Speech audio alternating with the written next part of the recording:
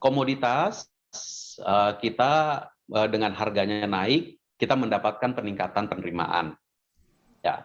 Namun ada juga beberapa pengeluaran belanja kita yang sangat tergantung kepada harga komoditas, utamanya harga BBM, harga gas, yaitu yang terkait sama subsidi. Maka subsidi juga ada peningkatan ya di dalam belanja subsidi kita.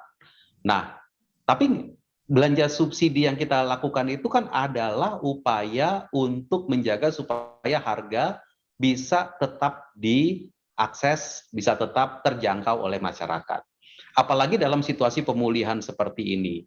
Jadi kita dalam jangka pendek melihat penting ini, kita menjaga daya beli masyarakat, menjaga pemulihan ekonomi dengan belanja negara kita, termasuk belanja subsidi dan belanja kompensasi. Namun dalam jangka menengah dan jangka panjang, kita tentu tetap mencari bentuk-bentuk efisiensi.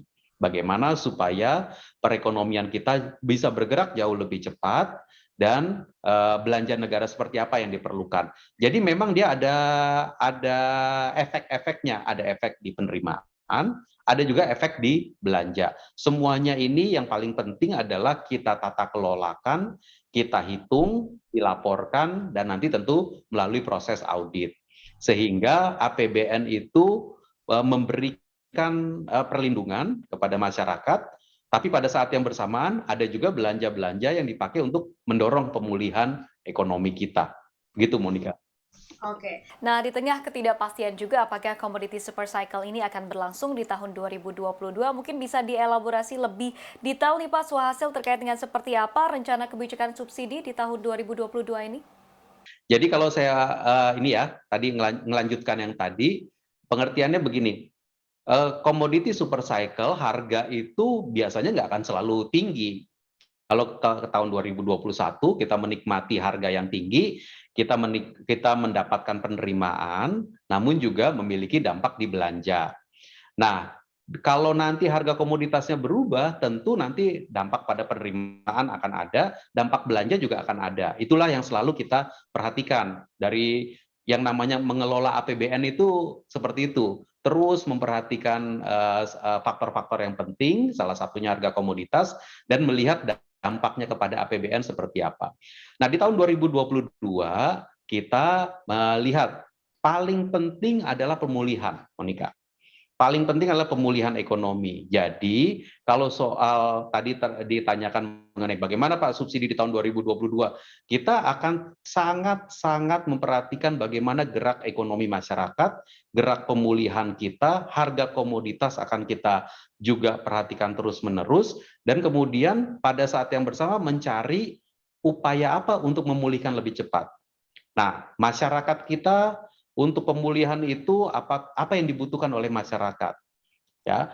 Nah, energi, lalu kemudian juga kegiatan-kegiatan pembangunan tentu akan menjadi perhatian kita terus-menerus. Karena itu kalau kita melihat 2022, kalau kita sekarang mulai merumuskan ya, kita akan mulai merumuskan ini yang namanya anggaran pemulihan ekonomi akan apa isinya, itu tetap 3 komponen besar. Pertama, kesehatan.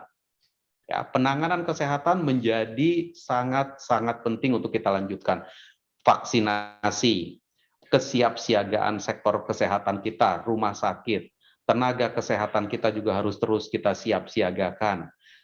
Industri kesehatan kita juga harus kita siap-siagakan. Jadi seluruh yang terkait sama sektor kesehatan itu bagian dari pemulihan. Yang kedua, perlindungan sosial. Tetap perlindungan sosial itu beberapa program yang sudah jalan akan terus kita lanjutkan dan kita melakukan review terus-menerus apalagi yang diperlukan. Yang ketiga adalah pemulihan untuk pekerjaan-pekerjaan yang sifatnya mendorong employment, mendorong serapan tenaga kerja, mendorong sektor-sektor yang bisa menyerap tenaga kerja lebih banyak. Nah, di sini kita tahu anggaran pemerintah itu bisa memberikan trigger kepada pekerjaan-pekerjaan yang sifatnya padat karya. Nah, trigger-trigger ini yang dicari. kita cari terus, tiap kementerian kita minta untuk melihat secara detail apa yang bisa mendorong employment. Nah, ini menjadi bagian pemulihan kita. Tetapi keseluruhannya tetap fleksibilitas. Fleksibelnya APBN, fleksibelnya APBD, fleksibelnya kementerian dan lembaga, serta fleksibelnya pemerintah daerah kita. Tahun 2021 sudah kita lakukan, Monica, kita sangat fleksibel, makanya kita bisa tutup tahun dengan cukup baik.